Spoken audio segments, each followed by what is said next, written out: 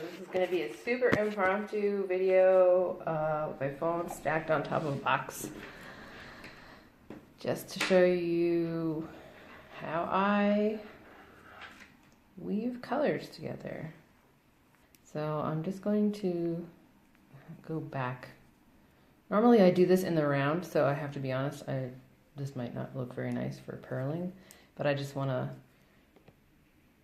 for the sake of having different techniques, show you how I purl and how I knit. So I'm just going to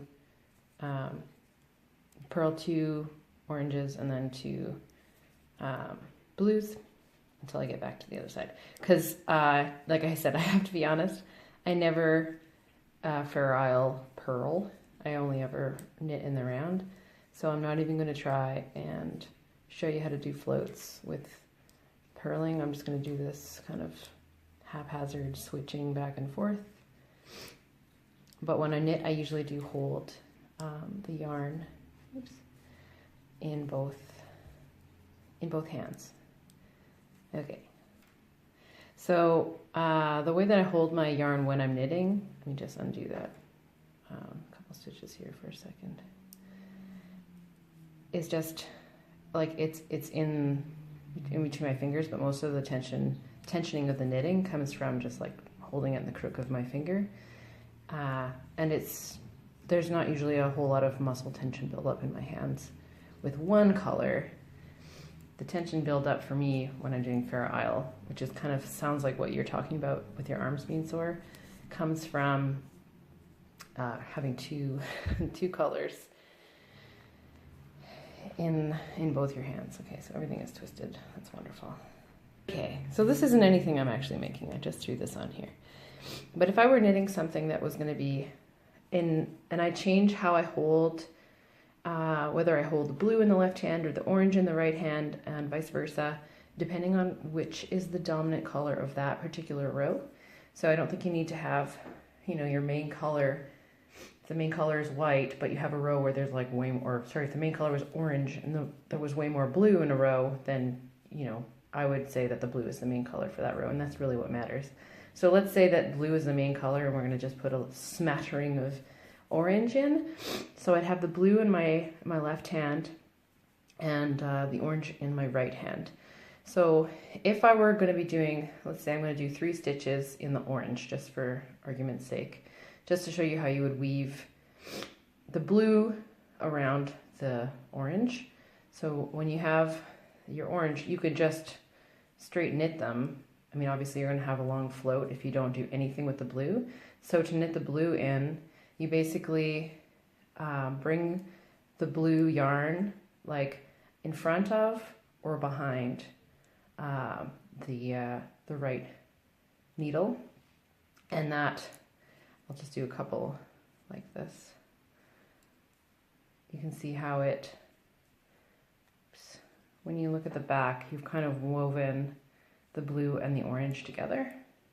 I'm losing the sun in this video. I'm just gonna see if this works without knocking everything over. Okay, and then weaving the blue. So if the blue again is back to being my main color. Here, I'll just undo a stitch here.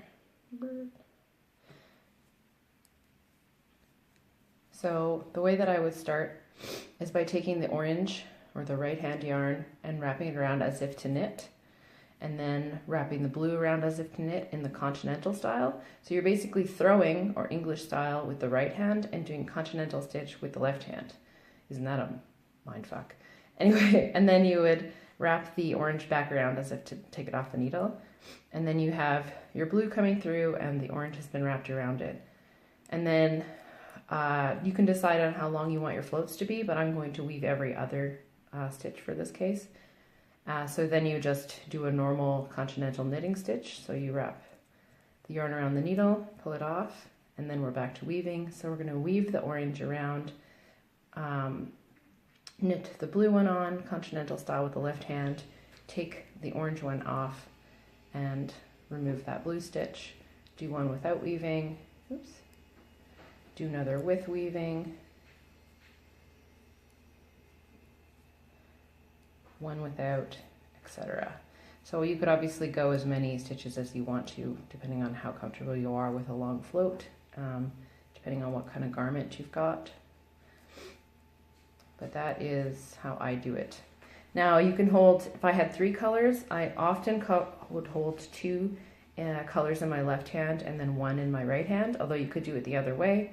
It just is a bit easier for me to just pick up a color or the other color. So if I had 2 in my two in my left hand, then I can either choose to pick up, you know, the blue or pick up the yellow, orange, whatever, and then continue like that. But depending on the dominant color in the row, you might want to have 2 colors in your right hand, 1 in the left, or vice versa.